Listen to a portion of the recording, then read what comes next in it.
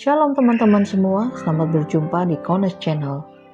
Di channel ini Anda akan mendengarkan, bahkan menyaksikan di video-video yang kami akan sajikan, video-video yang terbaik yang akan mengubah hidup Anda dan juga paradigma Anda.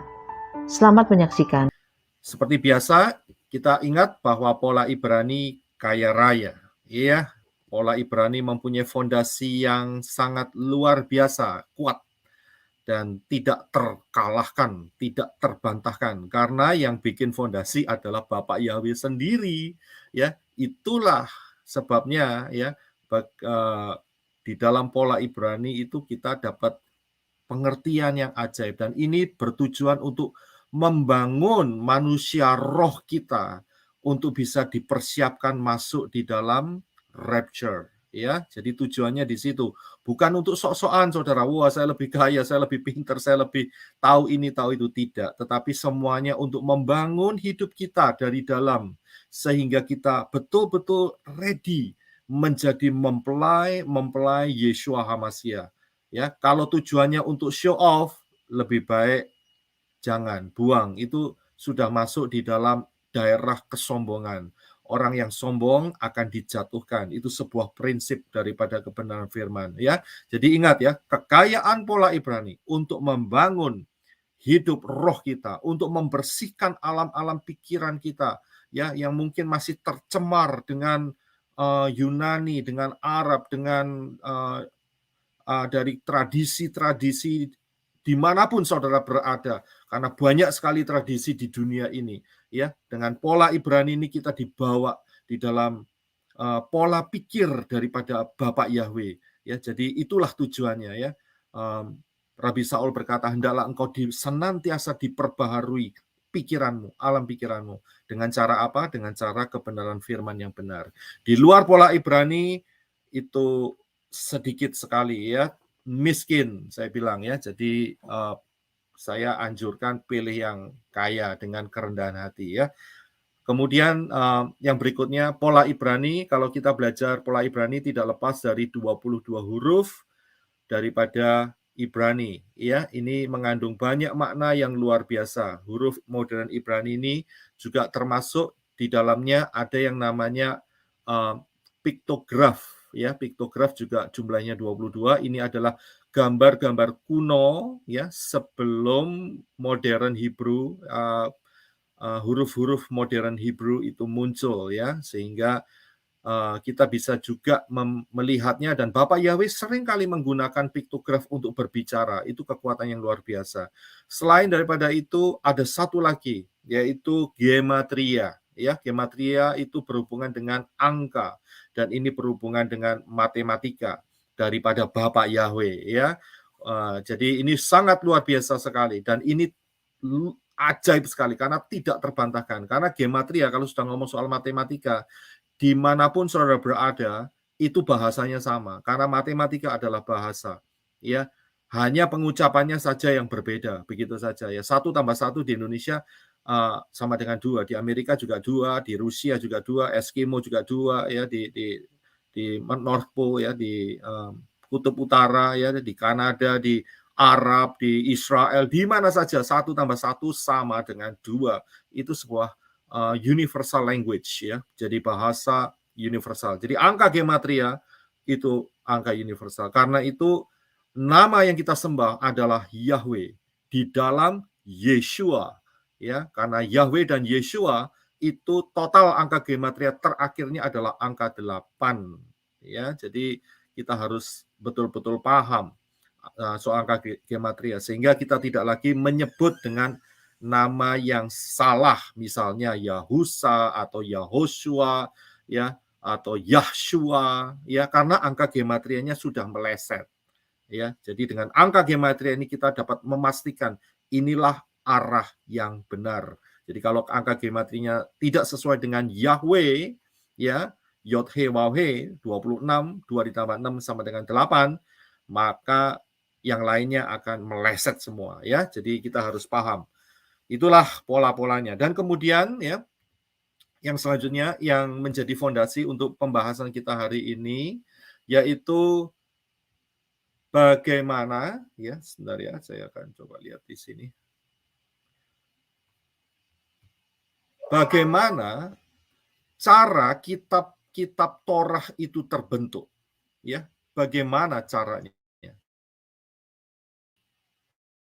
Nah, ini seringkali dilupakan oleh banyak orang, ya. Seringkali banyak orang nggak ingat akan hal ini. Bagaimana kitab-kitab Torah ini terbentuk? Ingat bahwa kitab-kitab Torah ini ada 5 kitab, yaitu Kejadian, Keluaran, Bilangan, Imamat, Bilangan, dan Ulangan. Ya, ada 5.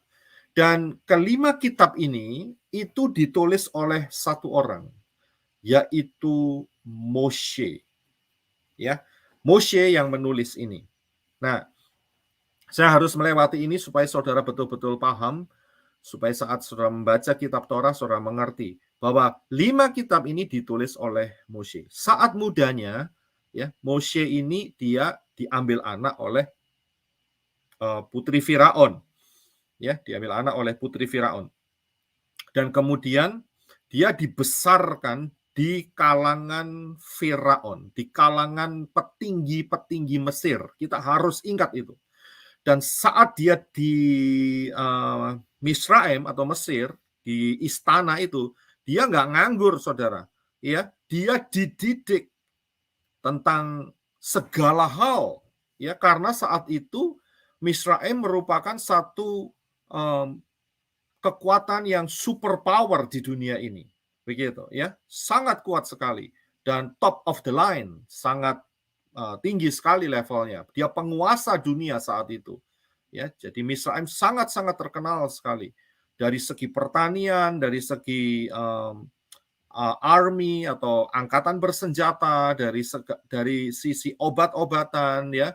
Kemudian tulisan-tulisan, sejarah dan semuanya itu harus dipahami oleh yang namanya anak-anak Firaun, ya, termasuk anak-anak putri Firaun, termasuk ini didapat oleh Moshe. Jadi saat Moshe ada di Mesir, dia udah tahu akan tulisan-tulisan ini, dia mengerti akan piktograf ini, dan dia tahu pola mereka harus merekamnya, ya, organize, ya, dia punya bahan-bahan, ya, cerita atau dan sebagainya, ya, itu untuk diteruskan ke next generation, ke generasi yang berikutnya, ya. Jadi Moshe itu udah diperlengkapi selama 40 tahun.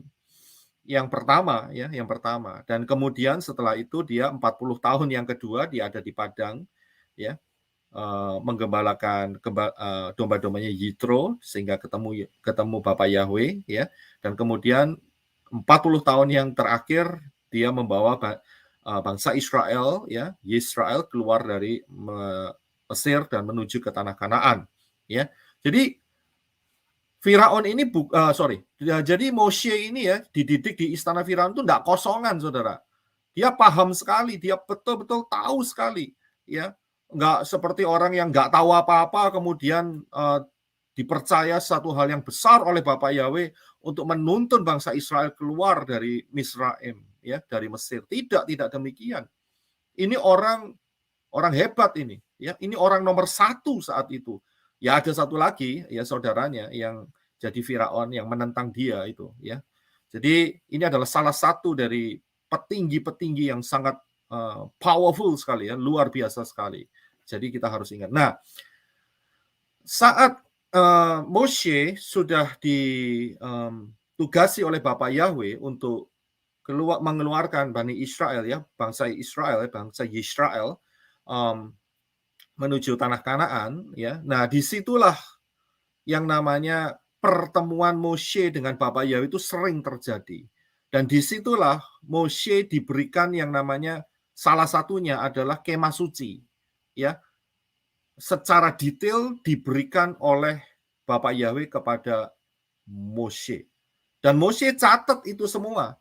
Dia tahu tulisan, dia tahu juga huruf-huruf Ibrani, dia catat itu semua, ya, di dalam bentuk piktograf. Dan kemudian mungkin juga dalam bahasa Ibrani kuno saat itu, ya. Dan kemudian nantinya akan jadi Ibrani yang modern. Nah, itu dicatat sama dia, ya. Karena ada ayatnya, ya, ada ayatnya. Coba Henok Rudi bisa membaca ayatnya yang di sebelah kiri atas. Terima kasih Henok Rudi. Layanan mereka adalah gambaran dan bayangan dari apa yang ada di Syamaim, sama seperti yang diberitahukan kepada Moshe ketika ia hendak mendirikan kemah. Ingatlah, demikian firman-Nya, bahwa engkau membuat semuanya itu menurut contoh yang telah ditunjukkan kepadamu di atas gunung itu. Ya, saudara bisa melihat di sini, Moshe disuruh mengingat sehingga dia juga harus tulis secara detail. Ya, kalau cuma ingat begitu saja, itu untuk bangun bait suci itu sangat luar biasa, saudara. Mulai dari pelatarannya, dari kemah pertemuannya sampai ruang maha sucinya dan juga peralatan-peralatannya, ukuran-ukurannya, bahan-bahannya. Ya, kalau nggak dicatat nggak mungkin, saudara. Ya, dari situlah Moshe mencatat. Ini salah satu contoh kecil. Bukan cuma di atas gunung itu saja Moshe diberikan blueprint atau rencana tentang kemah suci yang dari Shamayim, ya. Tetapi di dalam kesehariannya Moshe juga sering masuk menghadap hadirat Bapa Yahweh di kemah pertemuan.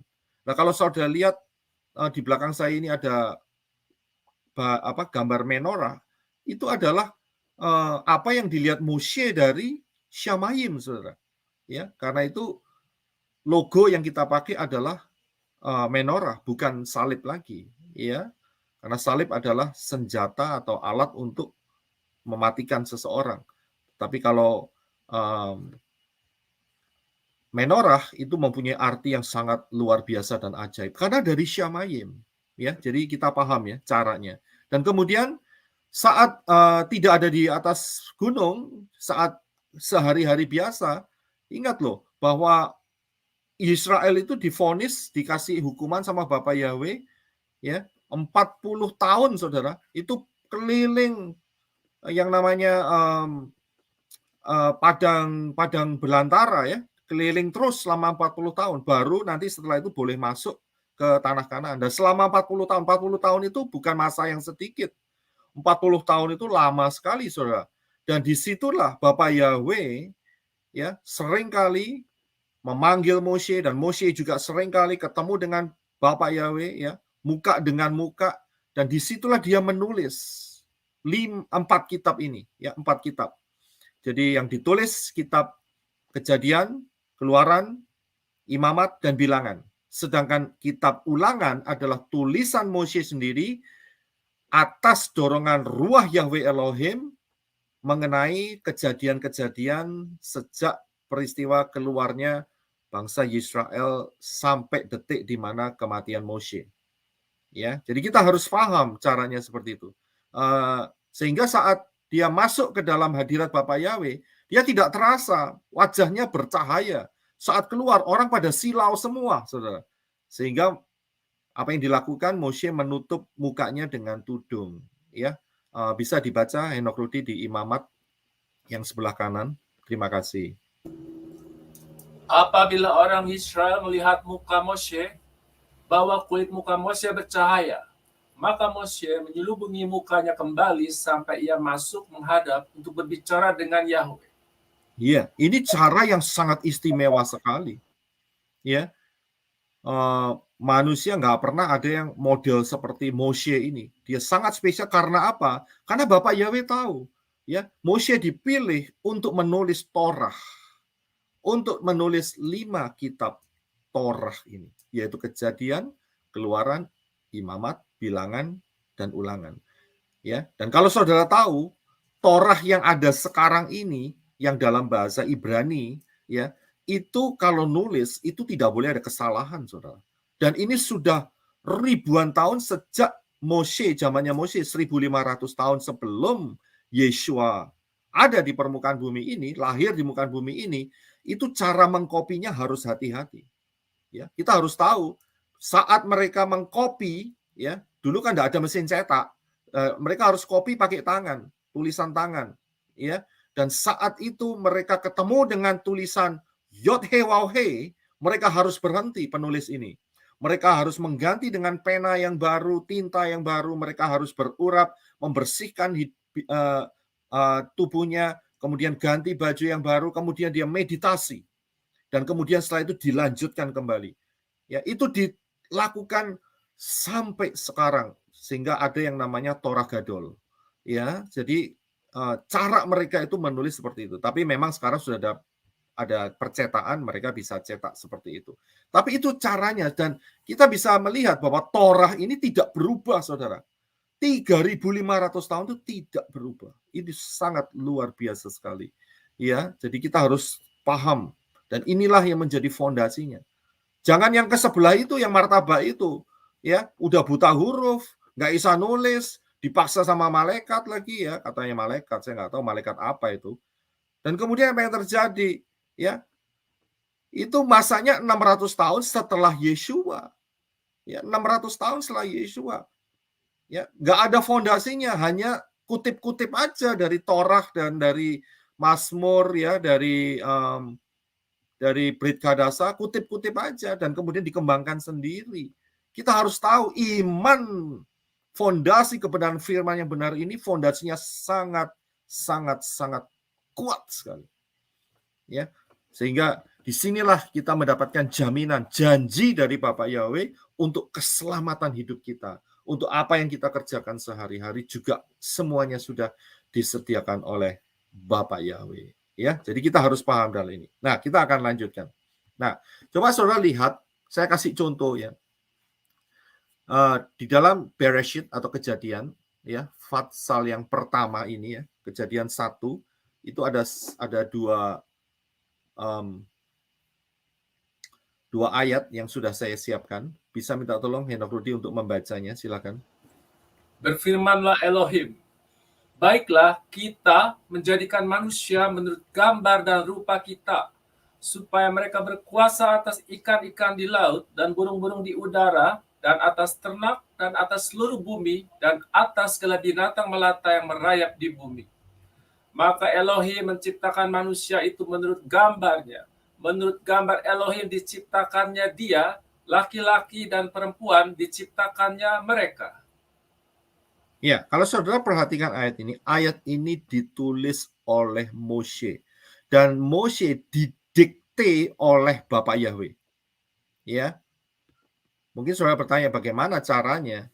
Ya, ketemu dengan Bapak Yahweh, kemudian Bapak Yahweh kasih. Kamu harus tulis dikte. Kenapa didikte? Coba saudara bayangkan. Di dalam Kejadian pasal yang kelima, itu ada urutan nama-nama keturunan daripada Adam, Set, dan sebagainya. Ya, sampai Noah. Dan di situ usia-usia mereka itu tercantum dengan akurat. Kemudian peristiwa Noah, ukuran dari bahteranya itu tercantum dengan akurat sekali. Ya, nggak mungkin otak manusia itu, ya, sepandai-pandainya itu bisa mengingat secara detail keseluruhan, ya, generasi-generasi sebelumnya. Apalagi itu sudah 1000 tahun sebelumnya, nggak mungkin. Jadi satu-satunya cara adalah Yahweh itu minta kepada Moshe untuk menulis persis apa yang dikatakan oleh Bapak Yahweh. Jadi didikte. Ya, didikte. Ini begini, ini begitu, enggak boleh salah sedikit pun. Karena itu Torah, tadi saya sudah ceritakan bahwa Torah itu dia cara mengkopinya itu harus persis. Kalau sampai ada kesalahan sedikit saja, itu semua tulisan, misalnya ya, dia sudah tulis semua lengkap, kemudian tinggal satu terakhir salah gores, atau dia tiba-tiba penulisnya bersin gitu ya, bres gitu ya, kemudian wah rusak begitu ya. Nah, itu enggak boleh diganti cuma daerah itu saja, tidak bisa. Tetapi semuanya itu harus ditanam di tanah. Dan dia harus buka lembaran baru lagi untuk menulis dari awal. Wow, itu luar biasa. Ya, sudah berapa tahun tiba-tiba kecoret begitu. Harus ditanam di tanah. Itu dianggap tidak sukses. Ya, dan harus melakukan kembali lagi dari awal. Nah, ayat ini saat Bapak Yahweh mendikte Moshe, posisi manusia itu sudah jatuh di dalam dosa, saudara.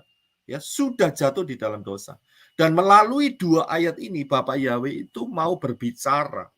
Ya, karena kalau Bapak Yahweh nggak berbicara, manusia tidak akan pernah tahu. Ya, tidak akan pernah tahu. Manusia mencoba menggapai pola pikir Bapak Yahweh. Kalau Bapak Yahweh diam saja, itu manusia tidak akan pernah bisa mendapatkan yang benar. Karena itu haruslah yang benar itu Bapak Yahweh sendiri yang kasih tahu kepada manusia. Itu polanya begitu. Ya, bukan manusia yang cari kepada Bapak Yahweh, tidak mungkin bisa. Jadi Bapak Yahweh yang kasih tahu, inilah yang harus kamu tulis. Nah, saat ayat ini ditulis, seringkali menjadi kontroversi karena ada kata kita. Ya, baiklah kita menjadikan manusia menurut gambar dan rupa kita. Ya.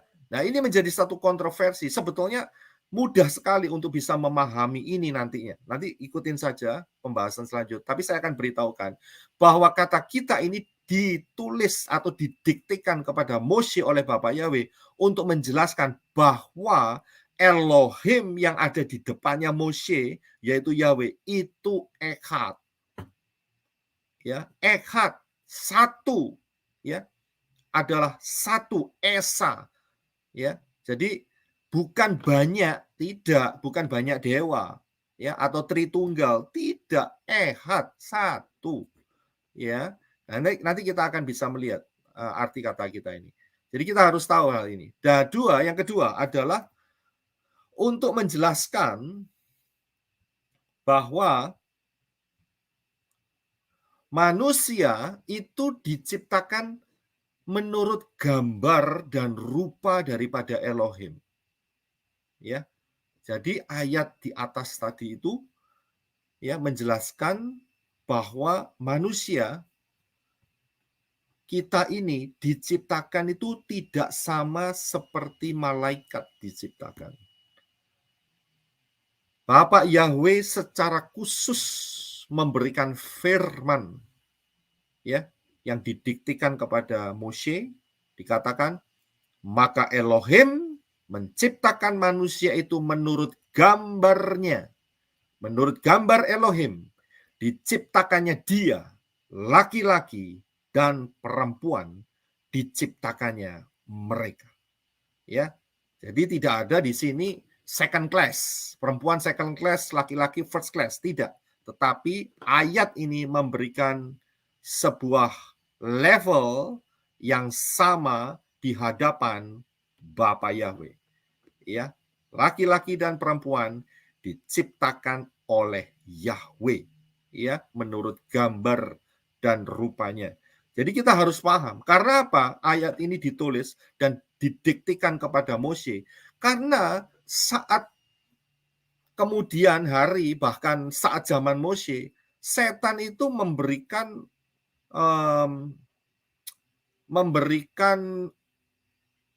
bujukan-bujukan, bukan bujukan ya, memberikan tipuan-tipuannya bahwa kamu itu ya manusia itu sudah terbuang, ya. Manusia itu dibuat kehilangan identitasnya, ya. Itu caranya setan untuk menjatuhkan. Oh, kamu sudah terbuang, kamu tidak berguna, dijatuhkan sehingga manusia itu tidak percaya kepada Elohim yang benar, yaitu Yahweh. Ini siasat setan yang sering dilakukan. Sudah kamu itu tidak berguna, kamu itu hidup sudah sia-sia, ya, nggak ada artinya, bunuh diri saja. Itu selalu dikatakan oleh setan dan sering terjadi, banyak kejadian bunuh diri. Oh iya, memang ya, karena orang ketipu dengan suaranya setan. Iya, memang aku orang yang tidak berguna, ya, aku yang orang sial, aku memang orang terkutuk dan akhirnya bunuh diri. Ini dia. Nah, saat bunuh diri ya jelas satu-satunya tempat adalah Gehenna, Seol dulu ya, Seol dulu.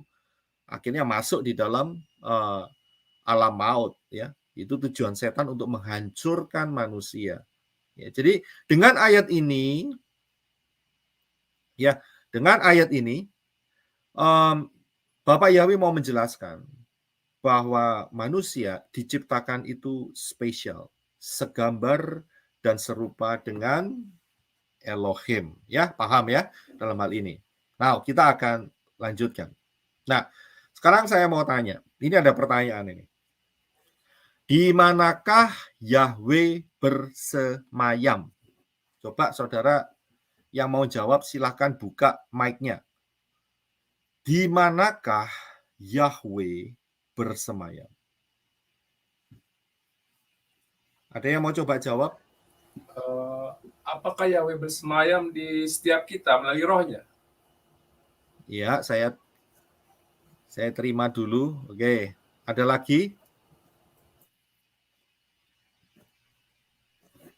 Saya kasih yang lebih detail. Iya, Salam, silakan Pak. Pak Adi. Di Samaim. Samayim, oke. Saya kasih pilihan ya. Ini dia. A, di Samayim. B, di bumi. C, di angkasa. D, tidak A, tidak B, tidak C. Mau pilih yang mana? A. A, oke. Pak Adi pilih A. Ada lagi yang mau milih yang lain? Saya milih D, Pak Roy. Milih D. Ya. Tidak A, tidak B, tidak C. Alasannya apa? Karena Bapak Yahweh kan ada di mana-mana kan, Pak. Maksudnya ada di mana-mana gitu loh, Pak. Jadi tidak hanya di Samaim, tidak hanya di bumi, tidak hanya di angkasa, tapi di tiga-tiganya gitu loh, di Samaim, di bumi, di angkasa juga gitu. Oke. Jadi semuanya ya? Iyalah. Ya. Ya, oke. Sekarang saya mau tanya, Bapak Yahweh ada di Seoul nggak? Ada pasti. Di dunia orang mati? Ada ya, Pak ya? Ada ya kan? Ada ya? Ya, oke. Nanti kita akan terjawab semua. Ya, Bapak Yahweh itu ada di mana? Yahweh itu ada di mana? Apakah di Shamayim, di bumi, ya, atau di Seoul, dunia orang mati, ya, di angkasa, ya. Nanti kita akan melihatnya. Ya. Saya ada satu pertanyaan lagi. Seberapa besarkah Yahweh? Kira-kira seberapa besar? Wah, besar sekali. Terukur. Tidak terukur. Bumi Besar adalah sekali. tumpuan. Besarnya kira-kira seberapa? Besar Dan sekali bilangnya itu gini, Pak, langit adalah tahtaku, bumi adalah tumpuan kakiku. No, you can imagine it. Iya, oke. Ya. Jadi besar ya. Kalau bumi itu Besar. tumpuan kakinya berarti bumi seperti kesetnya begitu. Coba kita lihat. Di dalam kitab Kejadian 1 ayat 1 dikatakan bahwa pada awalnya Elohim menciptakan Shamayim dan bumi. Dan kata yang digunakan adalah bara. Ya, bahasa Ibraninya adalah bara. Jadi Bapak Yahweh menciptakan. Nah, kalau kita lihat kata bara itu artinya adalah menciptakan dari yang tidak ada menjadi ada. Jadi sebelumnya tidak ada, jadi ada. Itu penggunaan kata bara. Dan ingat ya, kitab Kejadian ini didiktikan oleh Bapak Yahweh kepada Moshe. Jadi nggak akan pernah salah, saudara. Nggak akan pernah salah. Ya, jadi kata bara itu betul-betul Bapak Yahweh yang hanya yang bisa melakukan dari yang tidak ada menjadi ada. Memang betul ada ayat yang dikatakan di dalam Yesaya 66 ayat 1. Beginilah firman Yahweh, Shamayim ya adalah tahtaku dan bumi adalah tumpuan kakiku. Ya, kalau Shamayim langit itu tahtanya berarti kan kayak kursi begitu ya. Kayak singgasana begitu ya. Dan kemudian bumi, kalau saya lihat itu kan tumpuan kakinya seperti itu. Kira-kira apakah Bapak Yahweh besarnya seperti itu?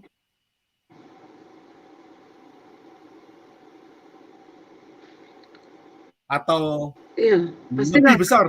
Pastilah Pak, karena ya, pokoknya kita nggak bisa bayangin kayak Pak ya, matanya aja melihat ke seluruh dunia, berarti bumi ini kecil banget sampai mata Pak Yahweh bisa lihat semua orang itu. Oh ya, kalau dibanding dengan bumi kan berarti kan bumi seperti tumpuan kakinya itu yang saya tunjuk dengan... Ya, kayak kecil aja gitu Pak. Jadi gampang buat Bapak Yahweh mau lihat kita semua. Jadi besar sekali lah gitu Pak. Besar sekali. Tapi bisa menjadi manusia kecil. Jadi kita mau lihat ini dengan sebuah peragaan. Ya, dengan sebuah peragaan. Ya. Saudara siapkan alat peraganya. Alat peraganya yaitu 2 lembar kertas folio. Yang satu enggak usah dipotong, yang satu dipotong 1/4. Saya hanya pakai yang 1/4. Ini buat teman-teman yang di luar ya, yang nggak mendapatkan informasi ini. Kemudian saudara juga siapkan gunting 1, kemudian spidol 1, ya. Kemudian saudara siapkan beras dan juga rambut saudara. Ya, rambut harus dari rambut kepala sendiri, tidak boleh dari rambutnya kucing atau rambutnya anjing. Ya, harus dari rambut kepala sendiri. Nah, kita akan lihat. Ya, kita akan di dalam alat peraga ini. Saudara siapkan saja. Ya, nanti kita akan pelan-pelan kita akan lihat. Yang pertama adalah seperti yang saudara lihat di sini. Bahwa Bapak Yahweh itu ibarat daripada pilar api. Saya bilang ibarat ya, saya bilang ibarat. Jadi saya tidak menyamakan persis, tetapi saya bikin untuk lebih sederhana saja, seperti sosok pilar api, ya. Dan itu ada ayatnya, saudara. Ya, ada ayatnya. Ibrani 12 ayat 29. Hendak Rudi bisa bantu saya untuk baca, silakan. Sebab Elohim kita adalah api yang menghanguskan. Iya. Jadi saya ibaratkan dengan sebuah pilar api, ya. Kemudian yang kedua adalah Elohim Yahweh itu roh dan tidak kelihatan. Ayatnya ada di Yohanes 4 ayat 24a yang berbunyi Elohim itu roh, dan Kolose 1 ayat 15. Elohim yang tidak kelihatan. Ya. Jadi Yahweh itu roh, itu yang pertama, dan tidak kelihatan. Tetapi ada, saudara. Iya, itu sangat luar biasa, karena kita hanya ciptaannya saja. Nah, yang berikut, jadi paham ya di sini ya, jadi Elohim adalah api yang menghanguskan, saya ibaratkan sebagai api. Ingat bahwa Yahweh, Bapak Yahweh itu roh, ya. Yahweh itu roh, dan tidak kelihatan. Ya, tidak kelihatan. Nah, tidak kelihatan ini apa maksudnya? Kita akan coba lihat ayat yang selanjutnya, yaitu Kolose 1 ayat 15 dan 16. Kita akan baca terlebih dahulu. Silakan Henok Rudi. Terima kasih.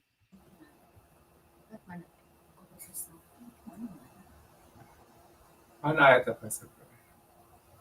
Oh, sorry. Saya belum tampilkan ya. Sorry. Ya, ini adalah yang kedua, bahwa Elohim Yahweh itu roh dan tidak kelihatan ya. Kolose 1 yang selanjutnya. Nah, ini dia. Silakan tolong dibaca. Ia atau Yeshua adalah gambar atau rupa Elohim yang tidak kelihatan, yang sulung lebih utama dari segala yang diciptakan. Karena di dalam dialah, yaitu Yeshua, telah diciptakan segala sesuatu yang ada di Syamaim dan yang ada di bumi, yang kelihatan dan yang tidak kelihatan, baik singgasana maupun kerajaan, baik pemerintah maupun penguasa.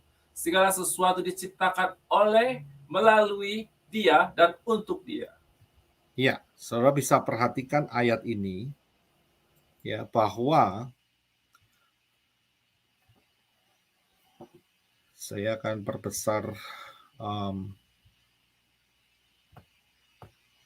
materi saya ini tidak terlalu, ya.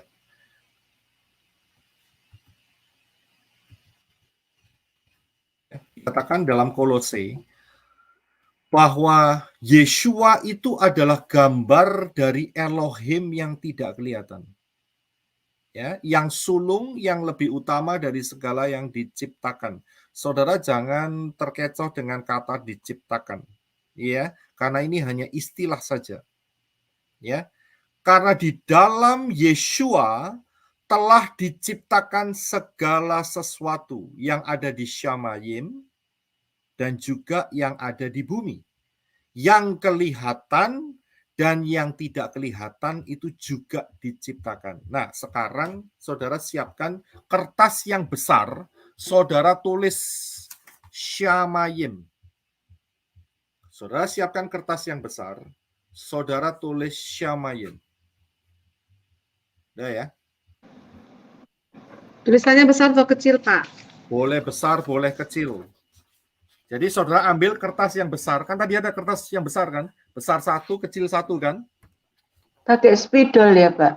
Silahkan. Jadi saudara yang kertas yang besar loh ya, jangan salah. Saudara tulis Syamayim.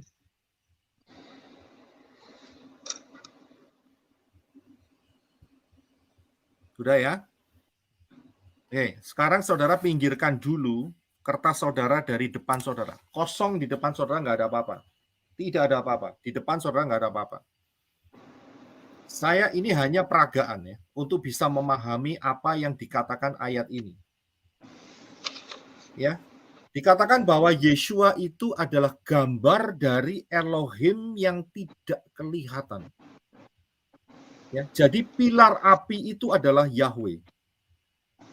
Ya, pilar api itu adalah Yahweh, sedangkan Yeshua itu adalah bagian yang keluar dari pilar itu.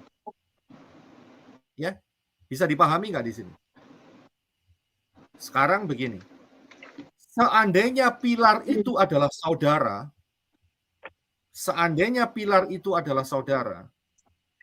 berarti bagian apa yang saudara keluarkan, yaitu rambut saudara. Betul kan? Benar nggak? Jadi saudara pegang rambut saudara. Ya, saudara pegang rambut saudara. Kan saudara cabut dari kepala saudara tadi. Tes gitu kan ya. Kalau saudara cabut, berarti rambut ini adalah milik saudara. Rambut ini adalah saudara juga. Karena begini saudara. Saat ada polisi datang untuk mencari siapa pelaku, misalnya pembunuhan atau apapun ya, biasanya pembunuhan, mereka akan cari yang namanya barang bukti, dan di situ ditemukan rambut. Rambutnya utuh lagi, ya. Nah, dari situ akan ada ketemu yang namanya di ujung rambut itu namanya akar rambut, yaitu di situ ada DNA orang itu. Saudara bisa paham nggak di sini? Bisa paham nggak?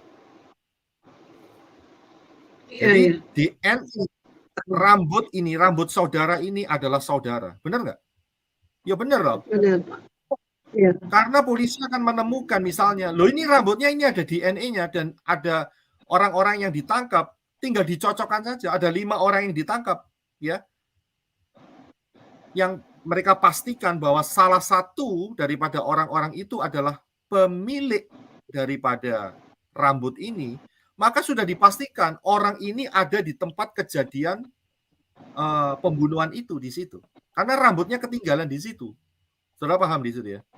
Jadi rambut ini itu sama dengan orang itu gitu. Iya kan?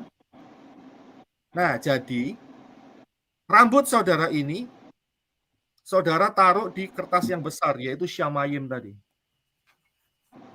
Rambut saudara ini ibarat Yeshua Hamasiah. Yeshua. Saudara taruh di kertas besar. Ya. Pilar api itu tetap lebih besar dari Syamayim. Karena itu Yahweh itu lebih besar dari Syamayim. Syamayim itu udah gedenya luar biasa. Tetapi Yahweh itu lebih besar dari Syamayim. Pahami dulu dalam hal ini. Ya.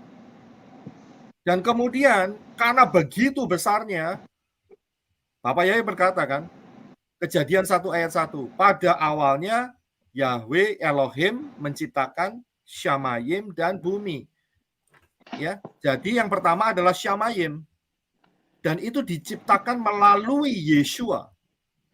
Ya, jadi anggaplah pilar api itu saudara, rambut ini adalah representasi atau gambaran dari Yeshua. Ya, rambut ini kalau misalnya di meja saudara ada banyak rambut, pasti ditanya, ini rambutnya siapa ini? Nah, gitu. Oh, ini rambutnya Pak Roy ini, modelnya kayak gini. Ya kan? Nah, ketahuan kan? Ya kan? Oh, ini rambutnya Pak Roy. Oh, mosok rambutnya tetangga. Ya, misalnya kayak gitu, ya kan? Jadi merepresentasikan itu. Nah, sekarang saudara ambil kertas yang lebih kecil. Kertas yang lebih kecil saudara ambil. Saudara tulis bumi. Bumi. Sudah? Saudara letakkan di atas kertas yang besar. Bisa dilihat? Jadi yang kertas yang besar itu Syamayim, ada rambutnya. Kemudian saudara ambil kertas yang kecil, tulisin di kertas kecil itu bumi. Kan bumi lebih kecil dari Syamayim, saudara-saudara. Benar nggak? Iya loh, jelas loh. Dan setelah itu saudara ambil 1 biji beras. Biji beras ini merepresentasikan manusia. Dan saudara taruh di yang bumi, jangan yang di Syamayim. Bisa paham nggak sampai di sini? Bumi diciptakan Syamayim, bumi dan manusia. Oke deh. Ngerti urut-urutannya? Ngerti ya urut-urutannya ya? Jadi Yahweh itu kayak pilar api, besarnya luar biasa, bahkan lebih besar dari Syamayim, saudara. Ya. Dan yang pertama diciptakan adalah Syamayim. Kalau Bapak Yahweh itu terlalu besar, maka Yahweh harus mengambil bagian dari hidupnya, dari dirinya, itu untuk menjadi penguasa di Syamayim, sehingga dia bisa nampak, dilihat oleh malaikat-malaikat. Nah, malaikat ini tidak bisa lihat Yahweh, saudara. Nggak bisa. Tapi sosok ini ditahan sampai Bapak Yahweh karena harus menunggu waktunya. Nanti saya akan jelaskan. Ya, jadi manusia kalau sekarang kita tidak bisa melihat malaikat secara kasat mata, nggak bisa, sulit, karena malaikat itu dalam bentuk roh. Sedangkan malaikat itu juga nggak bisa lihat Yahweh karena rohnya roh, begitu saudara. Memang rada sulit ini jelasinnya, karena begitu luar biasa, ya, besarnya luar biasa dan tidak terlihat, saudara. Ya, itu dia. Jadi urutannya manusia tidak bisa melihat malaikat untuk yang hidup ya sekarang ya. Kemudian malaikat juga tidak bisa melihat Yahweh. Gitu. Nanti saudara akan bertanya, lah kalau gitu malaikat lihat siapa? Malaikat lihat Yeshua. Jelas ayat ini dikatakan melalui Yeshua, oleh Yeshua diciptakan untuk Yeshua. Jadi Syamayim dan bumi ini Yeshua lah yang berkuasa. Paham ya? Tapi siapakah Yeshua itu? Ya Yahweh sendiri, karena lihat, saudara kan taruh rambut saudara itu. Anggaplah saudara itu sebagai Yahweh, tiang-tiangnya. Ini hanya perumpamaan ya. Saya nggak ada unsur yang lain. Bisa paham ya dalam hal ini. Ya, kita akan lanjutkan. Nah, kemudian kita harus tahu bahwa Yahweh itu maha kuasa dan maha kuat. Powerful sekali. Maha kuasa, maha kuat. Lawang bumi sama Syamayim aja diciptakan dari yang tidak ada menjadi ada. Berarti dia itu bisa melakukan apa saja untuk melaksanakan kehendaknya. Itu luar biasa. Iya. Tapi ada aturan-aturannya. Ya, nanti kita lihat ya. Nah, terus kemudian setelah itu Yahweh itu maha hadir. Ya, maha hadir. Jadi tiang api itu maha hadir. Pilar api yang sebelah kiri itu maha hadir. Ya jelas dong. Syamayim kan cuma satu kertas begini. Di depan saudara ada kertas kan? Tulisan Syamayim kan? Saudara sebagai Yahweh, saudara bisa aja lihat, oh ini ciptaanku. Aku bisa kemana saja di Syamayim. Termasuk di bumi. Bahkan di bawah bumi. Bisa lihat. betapa besarnya Yahweh itu ibarat saudara dengan kertas saudara. Yang tulis Shamayim, bahkan ada tulisan bumi, bahkan manusia itu diibaratkan sebagai beras kecil ini. Jadi kira-kira modelnya seperti ini. Saudara perhatikan gambar yang di depan.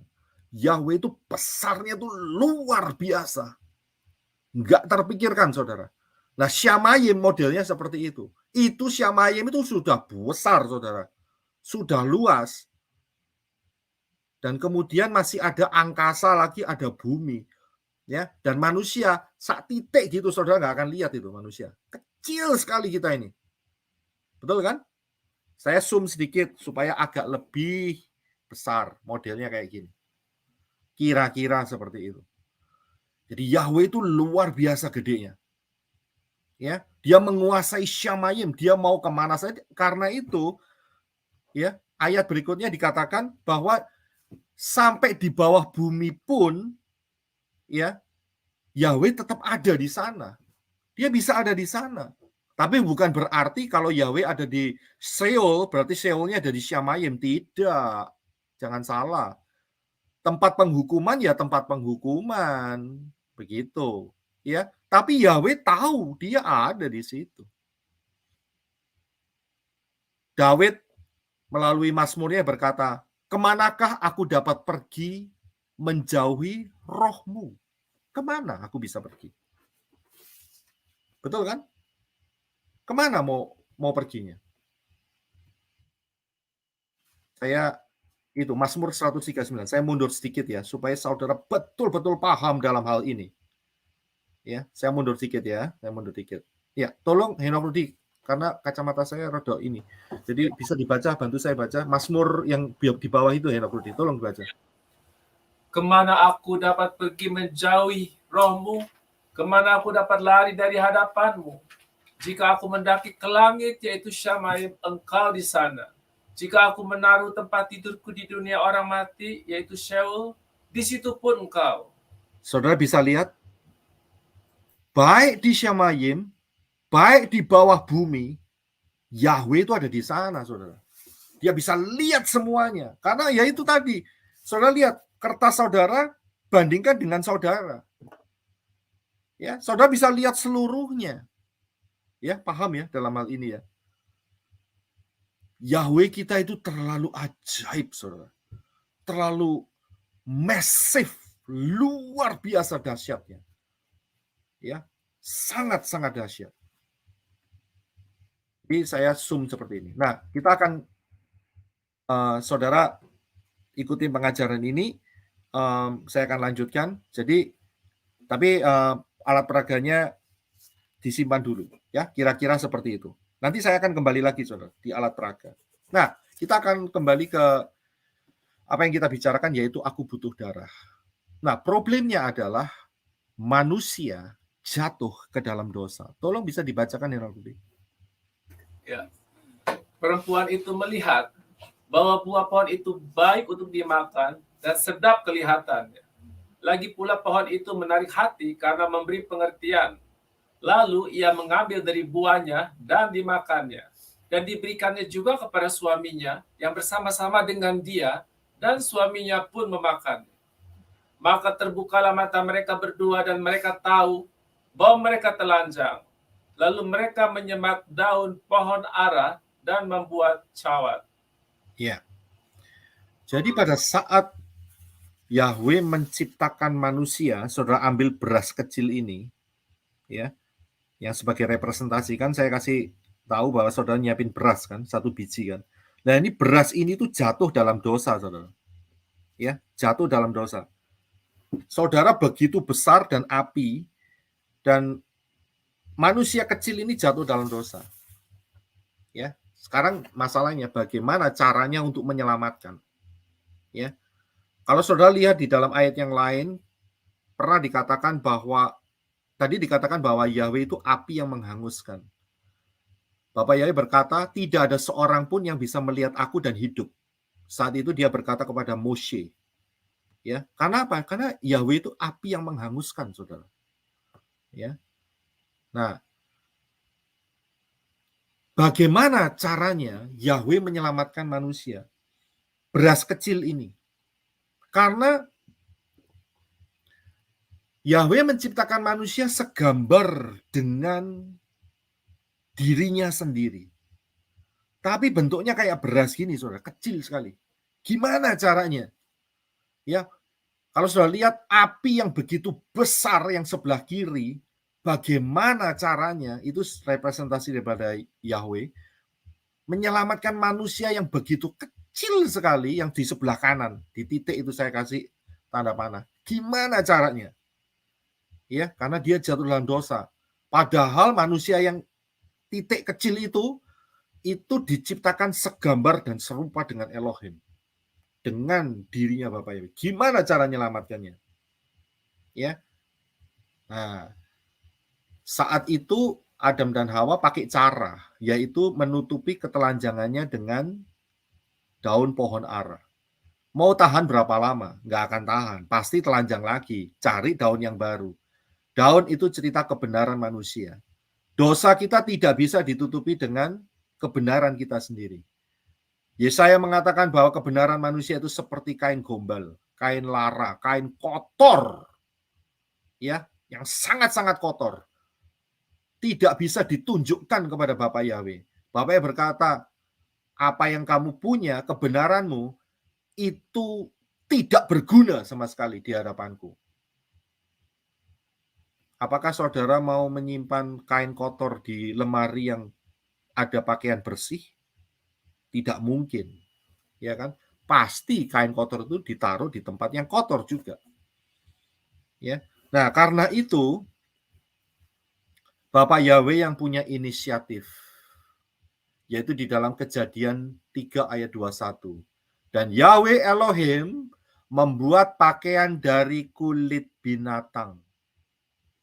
Jadi Bapak Yahweh sendiri yang punya ide, yang punya cara, bukan manusia yang bikin cara, tidak mungkin. Caranya bagaimana? Harus pakai kulit binatang. Nah, kalau pakai kulit binatang, binatangnya masih hidup, ya tidak mungkin. Jadi caranya adalah binatang itu harus dibunuh terlebih dahulu, dikuliti, dan kulitnya baru bisa dipakaikan menjadi pakaian. Saya kasih tahu, dosa itu menyebabkan jiwa yang tidak berdosa harus dikorbankan. Kita ini dilahirkan di dalam dosa. Mau tidak mau kita harus mengakui itu. Kalau ada orang, saya tidak berdosa, berarti dia melawan kehendak Yahweh. Kita ini dilahirkan dalam dosa. Karena itu, supaya kita bisa kembali kepada Bapa Yahweh, maka kita harus pakai caranya Bapa Yahweh, bukan cara kita. Ya, dan penyebabnya adalah karena kita sudah juga dosa dari orang tua kita, maka harus ada yang dikorbankan untuk hidup kita. Ya, jadi ini sebuah prinsip sehingga Bapak Yahweh mengenakan kulit daripada domba itu kepada Adam dan Hawa. Bisa minta tolong dibacakan? Terima kasih, Henok. Ya. Dan Yahweh Elohim membuat pakaian dari kulit binatang untuk manusia dan untuk istrinya itu, lalu mengenakannya kepada mereka. Ya, jadi dikenakan. Yang mengenakan juga Bapak Yahweh. Ini yang harus kamu lakukan untuk supaya bisa diselamatkan. Karena kamu harus keluar dari Taman Eden, Adam dan Hawa. Ya, ini yang harus kamu lakukan. Bapak Yahweh bikin baju dan bajunya dikenakan kepada Adam dan Hawa. Harus dipakai. Nggak boleh bajunya digantung, saudara. Dibuat hiasan. Tidak boleh. Harus dikenakan. Harus menjadi lifestyle. Harus menjadi pola pikir. Harus menjadi ciptaan yang baru. Itu dia. Jangan cuman digantung, dibuat show. Itu namanya sombong-sombongan. Tadi di atas saya sudah katakan bahwa kalau kita dapat pengertian daripada Bapak Yahweh itu bukan untuk sombong-sombongan. Tidak. Tetapi untuk dikenakan, dipakai. Sehingga hidup kita tercover, tertutup oleh darah Yeshua. Saudara bisa memahami hal ini. Nah, oke, saya akan lanjutkan terus ya. Jadi saudara paham ya. Nah, bagaimana cara Yahweh menyelamatkan manusia? Bagaimana caranya? Satu-satunya cara untuk manusia dapat diselamatkan adalah Yahweh harus menjadi serupa dengan manusia. Ayo kita kembali ke alat peraga tadi. Ya, kita kembali ke alat peraga. Tadi kan rambutnya ada di Syamayim kan? Betul ya? Sedangkan berasnya ada di bumi. Ya, sudah ikutin ya, benar ya? Bagaimana caranya Yahweh bisa menyelamatkan manusia? Hanya dengan satu cara, tidak ada banyak cara. Orang boleh berkata banyak jalan menuju ke Roma, tapi menuju ke Syamayim hanya satu, yaitu atas cara Bapak Yahweh, yaitu menjadi serupa dengan manusia. Tapi masalahnya, Yahweh harus menunggu 4.000 tahun setelah atau sejak kejatuhan Adam dan Hawa. Ya, nunggunya itu 4.000 tahun. Ya, selama 4.000 tahun itu nama Yeshua hanya berupa kode-kode saja. Karena itu di dalam Tanakh atau Perjanjian Lama, nama Yeshua itu hanya terselubung. Belum dinyatakan. Ya, paham ya? Biasanya kalau saudara ikutin pengajaran Pak Aditya itu ada interval-intervalnya melalui kitab tertentu. Dan itu membentuk Yod, Shin, Waw, Ayin. Yeshua. Angka gematrianya 386. Ya, 386. Saya akan cek lagi sebentar. Ya, betul.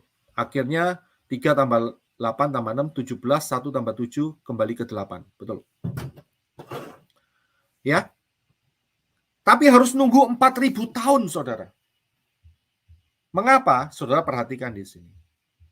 Sejak kejatuhan Adam, ya, kita tahu dia jatuhnya itu bulan Nisan, saudara, tanggal 14. Dari mana tahu? Ya karena kita sudah belajar sebelumnya bahwa Yeshua mati tanggal 14 Nisan. Coba dibaca Henok Rudi untuk bantu. Keluaran yang di bawah itu 12 ayat berapa? 2. Ya. Bulan inilah akan menjadi permulaan segala bulan bagimu. Itu akan menjadi bulan pertama bagimu tiap-tiap tahun. Ya, kalau saudara perhatikan, bulan apa yang dimaksud di sini adalah bulan Nisan. Hari ini itu bulan Nisan, saudara. Ya, tanggal kalau nggak salah tanggal 11. Either 11 atau 10. 11 kelihatannya. Ya.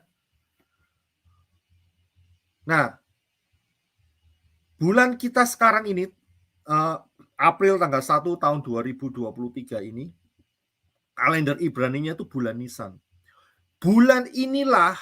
Di bulan inilah Adam dan Hawa jatuh di dalam dosa. Nanti tanggal 14, hari Rabu. Ya. Jatuhnya nanti. Tapi bulan inilah, karena itu Bapaknya berkata, bulan inilah yang menjadi bulan pertama dari tiap-tiap tahunmu. Berarti bulan ini adalah seperti bulan Januarinya, saudara. Tapi uniknya ya, ini saya kasih tambahan dikit. Orang Israel ngerayain tahun barunya bulan berapa? Bulan apa? Orang Israel. Orang Israel merayakan New Year's-nya kapan? Tahun barunya kapan? Ada yang tahu? September ya Pak. Ya, pakai kalender Ibrani. September, Pakai Oktober. kalender Ibrani. Iya, jadi kalendernya adalah 1 Tisri. Itu Rosh Hashanah. Itu adalah bulan ke-7, saudara. Kalau dihitung dari bulan pertama itu bulan yang ke-7. Tapi Bapak Yahweh berkata tidak. Bulan pertama itu adalah Nisan, bukan Tisri. Ini ada misteri di balik ini. Nanti ya.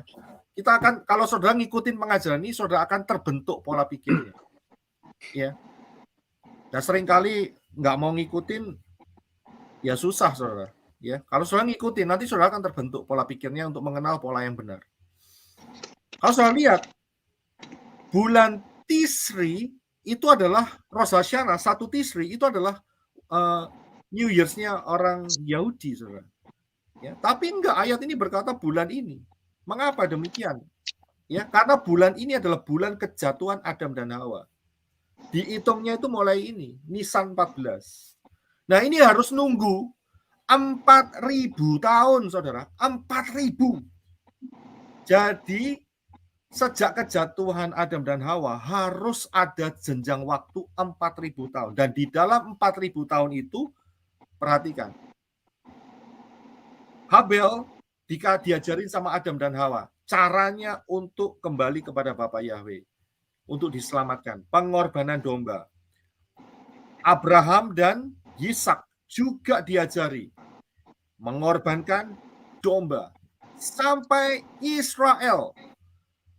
Saat kemah suci, domba juga yang disembelih. Caranya sama. Sampai pembangunan bait suci. Zamannya Yeshua. Juga tetap sama, saudara. Jadi ini polanya nggak pernah berubah. Harus ikut pola Bapak Yahweh kalau mau selamat. Korbankan domba. Itu cara selama 4.000 tahun. Sejak kejatuhan Adam sampai kematian Yeshua. Pertanyaannya, kenapa kok 4.000 tahun? Mengapa tidak 1.000, 2.000, atau 3.000 tahun? Boleh kan? Bisa aja 1.000 tahun setelah kejatuhan Adam. Tidak ternyata. Atau 2.000 tahun, atau 3.000 tahun. Bapak Yahweh tidak melakukan itu. Mengapa? Alasannya, Bapak Yahweh punya pola. Dan tidak pernah keluar dari pola. Ini dahsyat sekali. Karena pola inilah kita bisa memahami, kita sebentar lagi rapture. Jadi Bapak Yahweh itu punya pola, nggak ngawur, saudara. Ya, cara kerja Bapak Yahweh itu nggak ngawur, nggak acak-acakan. Dia punya pattern dan dia ikutin caranya. Polanya apa? Polanya kembali lagi, apa yang menjadi bahasa Bapak Yahweh kepada manusia, yaitu bahasa Ibrani, piktograf dan gematria. Bukan bahasa Indonesia, bukan bahasa Inggris, bukan bahasa Perancis, bukan bahasa Chinese, tidak. Bahasa Ibrani. Inilah polanya. Kita lihat angka gematrianya 4.000. Kita pecah 4, nolnya 3, 4 ditambah 0 tambah 0 tambah 0 adalah 4. Kembali angka 4. Saudara pasti akan paham kalau saudara ngikutin selalu pola pikir Ibrani yang benar. Angka 4, huruf Ibraninya adalah Dalet. Iya kan? Dan Dalet itu piktografnya apa? Pintu. Udah. Ya, kalau dalam Ibrani sudah pasti pakem, saudara. Persis sudah. Nah, kalau pintu, saudara akan ingat satu peristiwa. Tulah ke-10. Sebelum itu dijatuhkan kepada orang Misraim, Mesir. Bapak Yahweh berkata kepada orang Israel untuk menyembelih domba dan darahnya dioleskan di ambang pintu. Dalet, pintu keselamatan. Karena itu Yeshua berkata, Yohanes 10 ayat 9. Silakan Henok Rudi. Akulah pintu. Barang siapa masuk melalui aku, ia akan selamat. Ya, Yeshua dengan jelas, akulah pintu. Yang masuk melalui aku, selamat. Nggak mau masuk melalui aku, jawabannya tidak selamat. satu-satunya pintu untuk hidup kita masuk di dalam rencana keselamatan melalui Yeshua. Karena itu Bapak Yahweh nunggu sampai 4.000 tahun. Ini pola, saudara. Ya, sudah perhatikan jarak antara kejatuhan Adam dan Hawa sampai Yeshua HaMashiach itu 4.000 tahun. Bahkan kalau saudara lihat, ya, lubang paku di tangan dan kaki itu jumlahnya 4. Paku ya, paku itu waf 4. Dan ya kalau saudara lihat, sebetulnya gambar yang saya cantumkan ini sebetulnya adalah sangat mendekati pola yang benar cara penyalipan itu. Jadi kakinya nggak ditumpuk, saudara. Ini saya dapatkan saat itu saat mengunjungi di Kentucky, di Noah Ark. Saya kaget lihat ini, ternyata kakinya. Saya langsung kembali ke firman, karena firman berkata tidak ada satu tulang yang dihancurkan. Jadi caranya seperti itu. Mengerikan sekali cara untuk membunuh orang lewat salib, saudara. Itu digantung seperti itu. Ya, next lah, nanti kita akan bicara soal itu. Jadi 4.000 tahun antara kejatuhan Adam dan Hawa sampai kematian Yeshua. Kenapa? Karena hari di mana Adam dan Hawa berdosa, kalau sampai Bapa Yahweh menunda, maka Adam dan Hawa akan ambil buah dari pohon kehidupan. Tamatlah riwayat saudara dan saya. Tamat, pasti. Karena apa? Tidak akan ada jalan keselamatan. Karena itulah Adam dan Hawa harus keluar dari Taman Eden supaya tidak makan dari buah kehidupan. Ya, itulah kasih Yahweh supaya kita bisa satu kali nanti ketemu muka dengan Yeshua di Shamayim. Luar biasa rencananya. Ya. Nah, jadi Yahweh itu harus turun ke bumi menjadi manusia. Kita kembali ke alat peraga, saudara ambil rambut saudara yang begitu luar biasa ini. Untuk saudara pindah dari Shamayim menuju bumi. Nah ya, jadi rambut saudara ada di bumi, kemudian saudara ambil satu butir beras lagi, saudara lekatkan dengan rambut ini. Dilekatkan, ya pakai lem. Dilekatkan. Inilah cara Bapak Yahweh untuk menyelamatkan manusia. Lukas 2 ayat 11, itu saya tulis, saya cantumkan dari kitab Pesita. Kitab Pesita Aramaik. Dan kitab Pesita Aramaik ini kitab yang kuno, yang tidak terkontaminasi oleh yang namanya Septuagint. Karena nama Yahweh tetap ada di sana. Nah, kita akan lihat di dalam Lukas 2 ayat 11. Minta tolong Henok Rudi bisa baca Inggris dan Indonesianya. Semampunya saja, nggak apa-apa. Silakan. For unto you is born young manna, or today in the Medina David, the seed of David, the Father God, the Savior, the Deliverer, who is Maria Meshika, atau the Lord Yahweh, the Anointed One. Hari ini telah lahir bagimu di kota Daud Juru Selamat, yaitu Yahweh HaMashiach. Saudara bisa melihat ayat ini? Hari ini telah lahir bagimu di kota Daud seorang Juru Selamat, ya, Savior, Deliverer, penyelamat, penolong. Ya, siapa penolong itu? Dijelaskan jelas di sini adalah Yahweh Mesias. Saudara bisa lihat?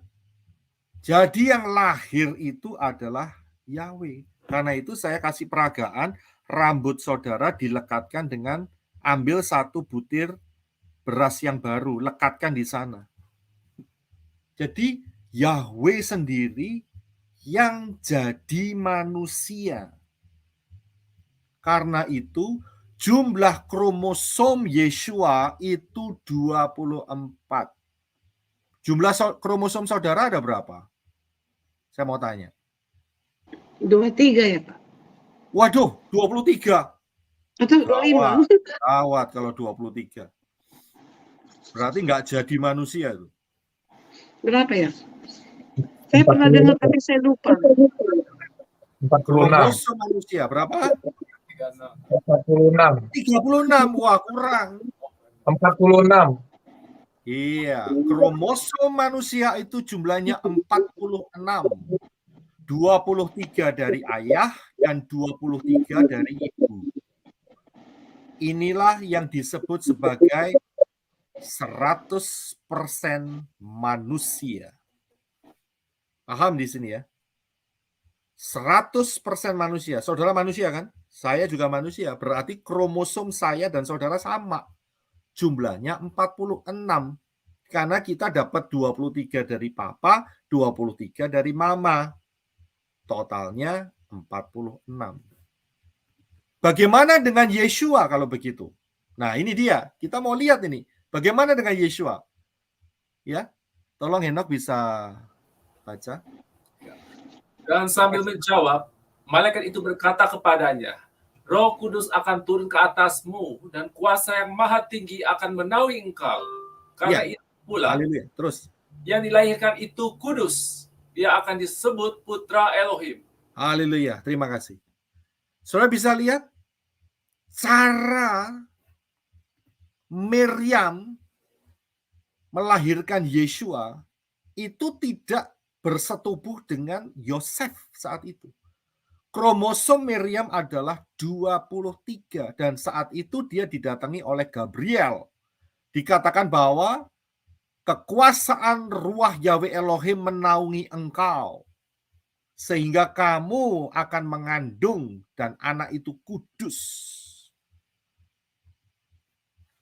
Dia dinaungi, Miriam dinaungi oleh ruah Yahweh Elohim dan dikasih 1 kromosom. Kenapa 1? Karena kembali lagi pola Ibrani. 1 itu alef. Kepala lembu piktografnya. Gematrianya 1. 1 itu angka pemimpin. Angka Elohim. 1. Karena itu Yeshua kromosomnya 24, saudara. Ya. Jadi Yeshua itu tidak 100% manusia, tetapi serupa dengan manusia. Dengan kromosom 24 itu cukup bagi Bapak Yahweh untuk menjadi seperti manusia. Mengapa? Karena Bapak Yahweh butuh darah manusia. Karena itu di dalam peragaan saudara, saudara gabungkan antara ambil 1 butir beras yang baru, saudara lem dengan rambut ini, rambut saudara. Saudara bisa lihat, dengan demikian Yeshua punya darah. Bapak Yahweh punya darah. Bapak Yahweh berkata, aku butuh darah supaya bisa membuka jalan bagi manusia yang mau percaya bisa masuk ke Syamayim, bersekutu dengan Yeshua, dengan Bapak Yahweh untuk selama-lamanya. Bapak Yahweh berkata, aku butuh darah. Dengan cara inilah, maka darah dihasilkan. Tapi ingat, tadi kalimatnya dikatakan bahwa kudus. Karena apa? Karena tidak bercampur antara suami dan istri. Ya, hasil seks dari suami istri menghasilkan anak itu tetap dosa. Tetapi untuk Miriam berbeda, karena itu disebut kudus. Ini luar biasa sekali. Ya, saudara bisa paham di sini? Nah, jadi inilah caranya. Rambut ini jadi manusia dijadikan satu. Ya, jadi serupa dengan manusia. Dengan cara ini Bapa Yahweh punya darah. Sebelumnya tidak punya. Ya. Nah, saya akan lanjut lebih dalam. Coba tolong dibaca ayat yang di depan itu, terima kasih Henok. Untuk saat kematian Yeshua. Mungkin saudara tanya, bagaimana bisa tahu kromosom Yeshua ada 24? Ini ada jawabannya di sini. Silakan, Henok. Yesua berseru pula dengan suara nyaring, lalu menyerahkan nyawanya. Dan lihatlah, tabir bait suci terbelah dua dari atas sampai ke bawah. Dan terjadilah gempa bumi dan bukit-bukit batu terbelah. Ya, kalau saudara lihat, perhatikan, saat kematian Yeshua menyerahkan nyawanya, itu terjadi gempa bumi yang dahsyat. Sehingga dikatakan bukit-bukit batu terbelah. Saat itu Yeshua mati. Dan untuk memastikan kematiannya, maka kepala pasukan saat itu menyuruh salah satu daripada prajuritnya untuk menikam lambung Yeshua. Dan saat ditikam, keluarlah darah dan air. Tolong dibaca, silahkan. Tetapi seorang dari antara prajurit itu menikam lambungnya dengan tombak, dan segera mengalir keluar darah dan air. Ini dahsyat, saudara. Kalau saudara lihat di dalam kitab Imamat, ya, cara untuk memercikkan ini, ya, itu darah di peralatan-peralatan itu dicampur dengan air, saudara. Ya, inilah yang disebut darah dan air. Sehingga dari lambung Yeshua keluar banyak darah dan air mengalir melalui kayu salib itu menuju ke tanah. Dan ingat, tadi ada yang namanya gempa bumi, sehingga terjadi retakan di bawah salib itu. Ya, terjadi retakan. Nah, ada seorang yang namanya Ron Wyatt. Dia arkeolog, dia sudah meninggal, dan dia menemukan gua kecil di bawah tempat Yeshua disalibkan. Dan di sanalah, singkat cerita, Ron Wyatt ini menemukan tabut perjanjian. Dan di atas tabut perjanjian itu ada darah. Darahnya diambil, dites di laboratorium di Israel. Mereka kaget karena satu, darah itu jumlahnya kromosomnya 24. Yang kedua, darah itu hidup, bukan darah mati. Mereka tahu, orang laboratorium tahu beda darah mati dan darah hidup. Mereka tahu, mereka bukan orang bodoh. Dikatakan darah ini, mereka kembali ke report kepada memberikan report kembali kepada Ron Wyatt. Darah ini jumlah kromosomnya 24. Kemudian darah ini hidup. Mereka tanya, darah siapa ini? Kok kamu bisa bawa? Dan Ron Wyatt berkata, ini darah Yeshua. Jadi saat Yeshua mati di atas salib, air dan darah dikeluarkan dari lambungnya, mengalir ke bawah, dan itu menetes di atas tabut perjanjian. Saudara bisa lihat di sana, gambar yang di tengah. Yeshua HaMashiach, 14 Tisri, selain daripada menggenapi Hari Raya Pesah pengorbanan domba, Yeshua menggenapi satu hari raya lagi.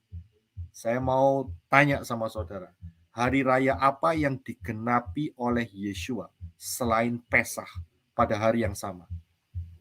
Hari raya apa? Saudara isi titik-titik itu. Siapa yang mau coba untuk menjawab, silahkan. Selain Pesah, Yeshua menggenapi hari raya apa dalam hal ini? Hari Raya Pondok Daun. Tidak tepat. Hari Raya Buah Puluh. Tidak tepat. Hari Raya? Ya nek diurut sama-sama ya ketemu. tinggal 6 hari raya sebagai. Hari raya apa? Syafuat Pentakosta, bukan. Tidak tepat, yaitu hari raya Yom Kippur. Hari raya pendamaian. Tanggalnya tanggal berapa? Tanggalnya tanggal 10 Tisri. 10 Tisri, 10 hari setelah Rosh Hashanah, Yom Teruah. Yeshua saat kematiannya 14 Nisan menggenapi 2 hari raya, yaitu Pesah, karena Yeshua adalah anak domba yang dikorbankan, dan Yeshua menggenapi hari raya pendamaian, Yom Kippur. Karena apa? Karena darahnya menetes atau diteteskan di atas tabut perjanjian. Kalau saudara baca kitab Imamat, hanya 1 hari raya saja, dalam 1 tahun, imam besar itu masuk ke dalam ruangan maha suci dan memercikkan darah domba, yaitu saat perayaan pendamaian. Jelas itu. Hari raya lain nggak ada. Setahun sekali loh saudara, setahun sekali. 10 Tisri. Ya, darah domba itu dibawa. Jadi perayaan lain tidak, tetapi Yeshua karena dia adalah bukan binatang lagi saudara. Dia manusia, dia serupa dengan manusia. Dia adalah Bapa Yahweh yang menjadi serupa dengan manusia. Jadi urusan binatang selesai. Ya, urusan binatang selesai. Karena itu dia menggenapkan ini. Saya kasih 1 ayat lagi, tapi nggak tercantum. Minta tolong Henok Rudi untuk baca di dalam kitab Daniel pasal 9. Tolong buka Henok Rudi untuk bacain kita semua, supaya semua paham. Daniel 9. Ayat 27. Daniel 9:27.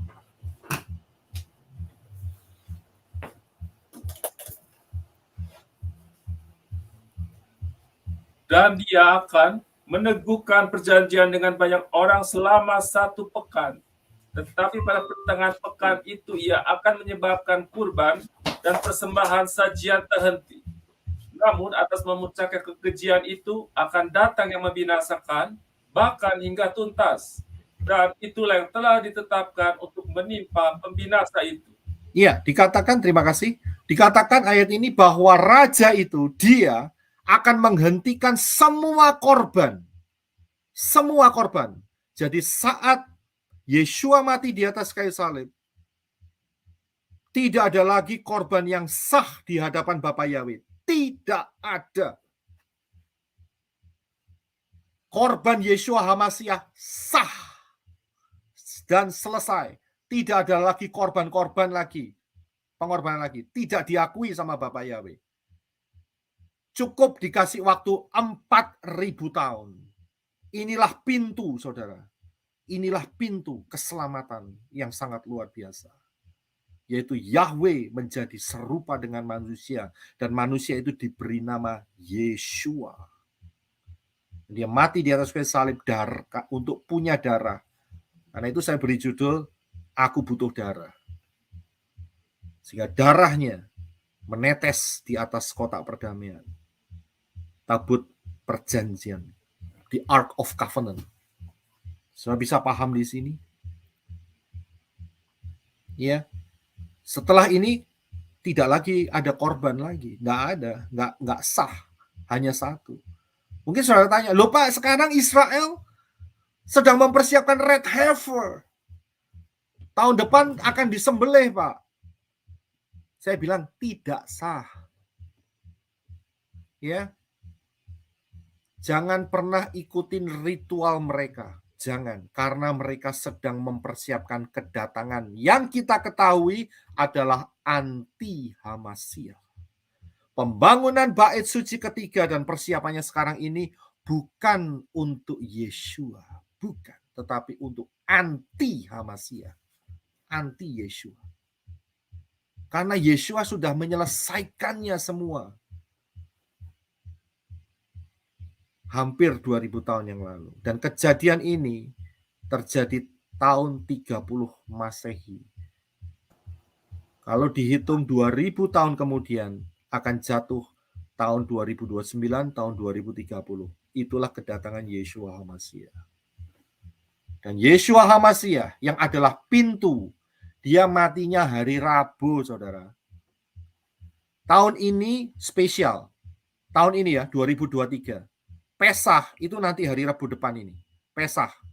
Hari Rabu depan ini. Tanggal untuk Gregoriannya ya. Untuk Gregoriannya tanggal 5. Tanggal 5 hari Rabu depan. Ini persis, tahun kita ini persis seperti yang terjadi 2000 tahun yang lalu. Hampir 2000 tahun yang lalu. Jadi matinya Yeshua itu Rabu sore. Saudara. Ya, Rabu sore. Kenapa Rabu? Kenapa hari Rabu? Ingat, hari Rabu itu hari keempat, saudara. Kembali lagi pola 4. 4 adalah dalet, pintu. Semuanya auranya itu aura 4, pintu. Ya. Jadi Yeshua pasti mati hari Rabu. Dan kemudian berdasarkan Matius yang mengenai Yonah, tolong bisa dibaca karena nggak kelihatan di sini. Tolong baca. Ya, sebab seperti Yunus tinggal di dalam perut ikan 3 hari 3 malam, demikian juga anak manusia akan tinggal di dalam rahim bumi 3 hari 3 malam. Ya, jadi Yeshua tinggal di rahim bumi 72 jam. Ya, 72 jam. Dan bangkit pada hari Shabbat, Sabtu. Ya, kenapa? Hari ke-7. Loh, polanya sama, saudara. Ya, hari ke-7 dia datang. Dia bangkit. Setuju itu Zayin. Kepala yang dimahkotai. Siapa lagi kalau nggak Yeshua? Segala puji syukur untuk kemuliaan Bapa Yahweh Bashem Yeshua HaMashiach. Luar biasa ini pola Ibrani. Ya, dia tahun yang ke-7000 Yeshua akan kembali, saudara. Jangan macam-macam. 8 tahun lagi, tapi ingat saudara, bukan 8 tahun, 7 tahun lagi. Ingat, ya, 3,5 tahun sebelumnya akan terjadi rapture, 2026. Ya, saudara bisa lihat di sini. Selama 4000 tahun, sejak kejatuhan Adam dan Hawa, diberi pola yang sama, yaitu domba yang disembelih. Tetapi setelah 4000 itu terjadi penggenapannya, Yeshua mati saat 4000 tahun itu. Kita bisa lihat di sini, dan 2000 tahun ke depan setelah tahun kematian Yeshua HaMashiach, Yeshua akan datang ke muka bumi, memerintah sebagai Raja Zayin, pola 7, yaitu tahun yang ke-7000. Jelas. Karena itu, ini bukan hal yang diramal atau dicocok-cocokkan, tidak. Ini sebuah pola. Karena itu kita berjaga-jaga semua. Ya, kita harus hati-hati. Kita jaga-jaga. Karena dalam 3 tahun ke depan rapture akan terjadi. Karena pola inilah. Nah, sekarang kita kembali sedikit ke praga kita. Tadi kan di bumi ada rambut saudara sama beras 1 ya. Kemudian ada beras yang lainnya lagi. Nah, sekarang karena beras dengan rambut ini adalah gambaran daripada tubuh kemuliaan Yeshua HaMashiach, maka beras dan rambut ini dialihkan ke Syamayim, saudara. Ya, jadi di Syamayim ada 1 beras dan 1 rambut. Itulah tubuh kemuliaan Yeshua.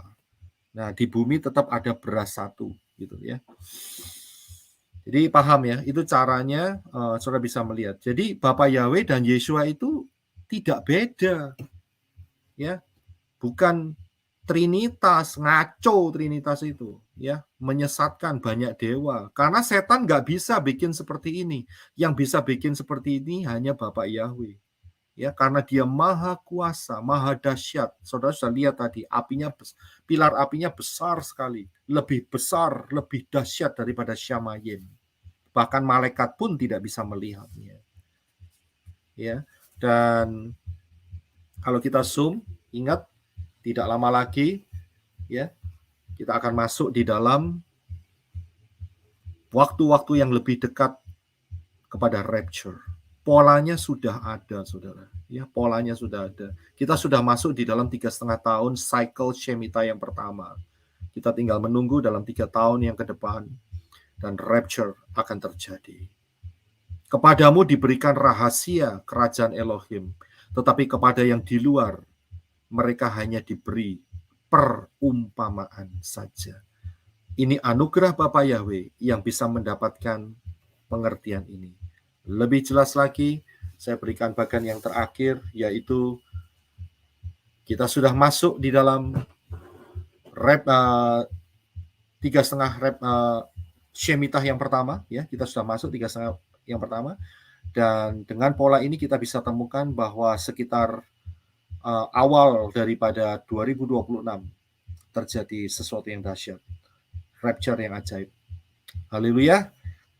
Dan bagaimana kita bisa diselamatkan? Kita diselamatkan melalui pintu Yeshua HaMashiach. Karena keselamatan datang dari bangsa Yahudi, dan siapa yang berseru kepada nama Yahweh, bukan nama Tuhan. Tuhannya siapa? Nama Yahweh, ya, akan diselamatkan. Bukan si Arab, bukan si Yunani, ya, tapi yang berseru kepada nama Yahweh akan diselamatkan.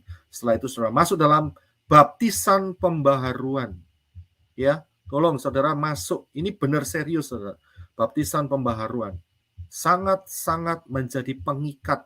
Siapa yang dibaptis dengan nama Yeshua HaMashiach, Bapak Yahweh Bashem, Yeshua dan Ruach Yahweh Elohim, akan menjadi milik Bapak Yahweh Bashem Adonai Yeshua HaMashiach untuk selama-lamanya. Tapi kalau dibaptis di dalam nama asing, saudara akan menjadi milik roh-roh asing. Ya, jadi wajib baptisan pembaharuan, dan setelah itu belajar firman dan kembali ke pola yang benar. Kemudian saudara harus cek bahwa hidup saudara, ingat, jangan pakai kehendak diri sendiri, tetapi harus diperbaharui dari hari ke hari dengan kebenaran firman, dibersihkan. Ya, jangan hidup seenaknya sendiri. Ya, jangan hidup semau gue. Itu istilah jahat sekali. Tidak, kita hidup semau Bapak Yahweh. Apa yang Bapak Yahweh mau, kita mau ikutin, ya. Untuk informasi baptisan, saudara bisa masuk ke pelayananmenorah.com. Di bawah home itu saya sudah cantumkan, ya, mempelai Yeshua HaMashiach yang siap membaptis saudara. Ya, saudara hubungin yang paling dekat di mana, ya, saudara bisa kontak, ya, ada di pelayananmenorah.com. Itu listnya banyak sekali. Kalau saya cantumkan di sini nggak cukup tempatnya, tapi kita ada website pelayananmenorah.com. Kunjungi di sana, saudara dapat pengajaran, saudara juga dapat informasi baptisan pembaharuan. Bapak Yahweh Bashem Adonai Yeshua HaMashiach memberkati kita semua. Haleluya. Amin. Terima kasih teman-teman semua yang sudah menyaksikan video ini. Sukses besar untuk kita semua. Bapak Yahweh memberkati. Haleluya. Amin.